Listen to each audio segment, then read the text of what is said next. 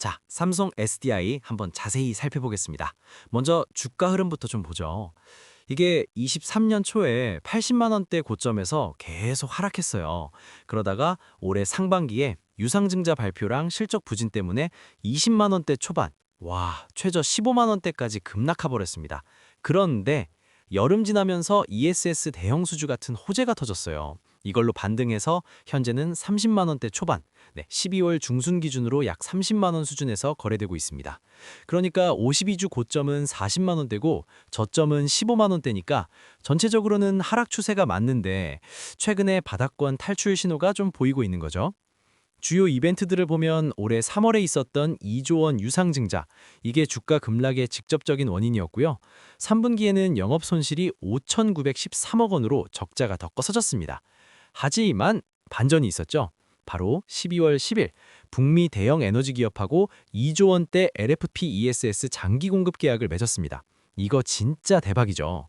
이게 2027년부터 3년간 공급되는 대규모 수주인데 말 그대로 삼성 SDI의 첫 북미 LFP ESS 시장 잭팟인 셈입니다. 그리고 또 국내 ESS 중환계약 시장 1차 입찰에서도 한 70에서 80% 물량을 확보했고 테슬라하고도 약 3조 원 규모로 추정되는 ESS 공급 협의를 하고 있다고 합니다. 수급을 좀 보면 외국인하고 기관이 계속 팔아서 지분율은 좀 하락하는 추세예요. 실적 우려가 크긴 한데 최근에 개인 매수세가 들어오면서 단기적으로 좀 움직이고 있습니다. 그럼 이 주가 뒤에 있는 삼성 SDI는 어떤 회사냐? 배터리 중심의 에너지 솔루션 기업입니다. 전체 매출의 거의 93에서 95%가 배터리에서 나와요. 그중에서도 EV용이 70%, 그리고 ESS랑 소형 전지가 25% 정도를 차지합니다. 나머지 전자재료 부문이 안정적으로 딱 버텨주는 역할을 하고 있고요. 시장에서는 삼성 SDI를 프리미엄 고안전성 배터리 전문가 이렇게 평가해요. 특히 각형 배터리, 이게 안전성이 높고 에너지 밀도도 높거든요. 이걸로 BMW, 폭스바겐, 스텔란티스 같은 유럽이랑 북미의 고급차 브랜드에 집중적으로 공급하고 있습니다. 자, 이제 산업이랑 업황 쪽으로 한번 넘어가 볼까요? 전기차 배터리 시장은 중장기적으로 보면 연평 기준 15에서 20%씩 크게 성장할 걸로 예상돼요. 근데 지금 더 주목받는 건 바로 ESS 시장입니다. 왜냐하면 AI 데이터 센터, 신재생 에너지 이런 게 확 커지면서 미국 ESS 수요가 2025년에 한 60에서 80 기가와트 아워에서 2030년에는 130에서 142 기가와트 아워까지 거의 2배 이상 커질 전망이거든요.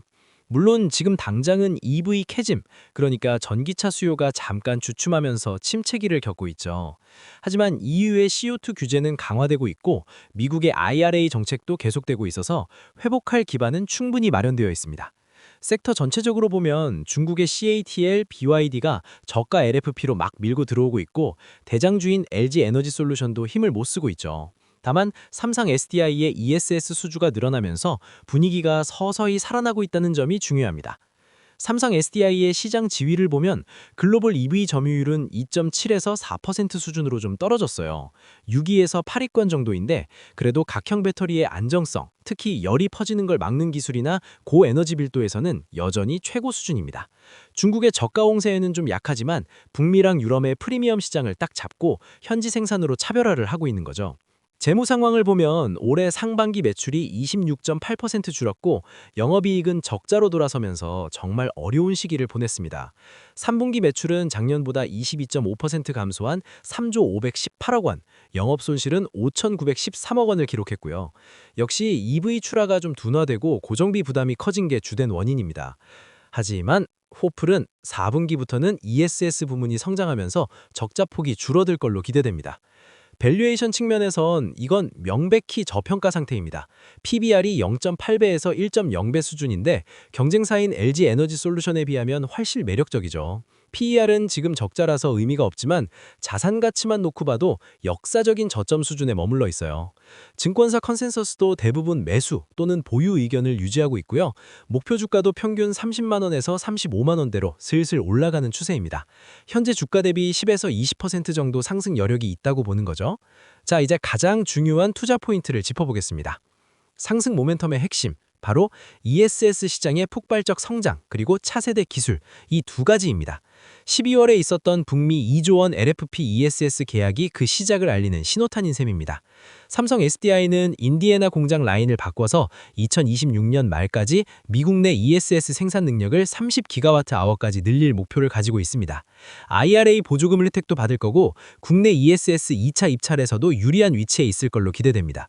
추가적으로 2026년부터는 46파이 원통형 배터리를 본격적으로 양산할 계획인데 테슬라와의 공급 협의도 열려있는 상태입니다. 물론 리스크도 있습니다. EV 캐즘이 2026년 상반기까지 길어질 가능성, 또 트럼프 행정부가 다시 들어서면 관세 문제가 불확실해지고 중국의 저가 경쟁은 더 심해질 수 있죠. IRA 정책이 바뀔 수도 있습니다. 투자 때문에 부채가 늘어나는 것도 부담입니다. 단기적으로는 수급이 약해서 변동성에 주의해야 합니다. 하지만 중장기 전망은 아주 긍정적입니다. 2026년에는 ESS를 중심으로 실적이 턴어라운드하고 2027년에는 전고체 배터리를 본격적으로 양산하면서 기술 리더십을 꽉 잡을 겁니다. 이 전고체 배터리는 에너지 밀도를 40% 이상 높인 말 그대로 게임 체인저가 될 수 있습니다. 이미 확보한 글로벌 OEM과의 110기가와트-아워 공급 계약이 이걸 뒷받침해주고 있고 시정 점유율도 5에서 10% 수준까지 회복하면서 프리미엄 전략과 볼륨 모델을 모두 가져가는 다변화가 본격화될 겁니다. 다가오는 슈퍼사이클에서 업계 선두로 도약할 가능성 충분하다고 봅니다. 결론적으로 단기적인 어려움은 분명히 있습니다. 하지만 현재의 이 역사적인 저평가 상태와 ESS 그리고 전고체 배터리라는 강력한 모멘텀을 생각해보면 장기 투자 매력은 아주 높다고 판단됩니다. 분할 매수 관점으로 접근하시는 걸 추천드립니다.